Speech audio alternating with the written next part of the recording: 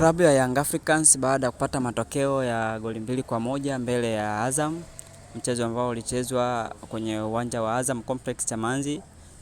tarehe 11 mwezi huu Aprili. Ni mchezo ambao Young Africans alipata matokeo na kumfanya mpaka sasa kuwa kileleni kwa tofauti ya pointi 10 na mpinzani wake ambao anafuata nafasi ya pili, lakini kwa anayefuata nafasi ya tatu yeye mwenyewe atakuwa amemzidi pointi 16 mpaka sasa, ambao anamzungumzia nafasi ya tatu ni Azam FC, lakini nafasi ya pili ni Simba. Kwa hiyo Young Africans mpaka sasa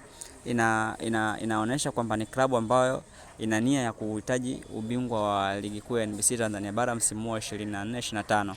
Kwa Young Africans tunafahamu ndio bingwa mtetezi, lakini mpaka sasa hivi kwa makaratasi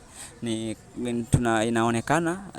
ana asilimia 90 za kutoa tena ubingwa huo kulingana na michezo aliyokuwa nayo pamoja na mapointi alizokuwa nazo. Kwa sababu ukikompea na mpinzani wake aliyokuwa nayo sasa hivi, hata kama Simba atashinda michezo yote ambayo alibaki nayo na kama Yanga atashinda michezo yote ambayo alibaki nayo, bado atakuwa tayari na tofauti ya alama moja. Kwa hiyo kama atakuwa tofauti ya alama moja, basi tunamwona Yanga anaweza akawa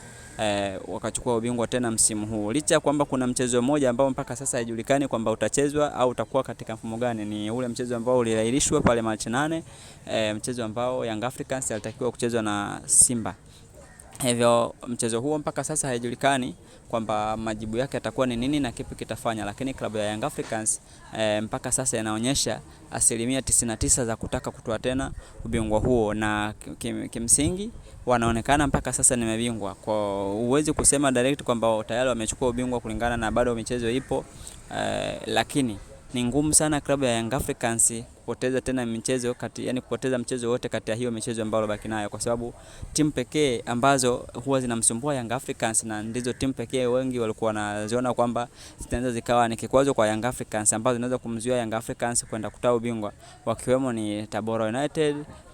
Singida Black Star pamoja na Azam FC na Simba wenyewe. Lakini Yanga alimfunga Singida Black Star, Yanga kapata matokeo tena mbele ya Tabora United, lakini Yanga pia jana amepata matokeo mbele ya Azam.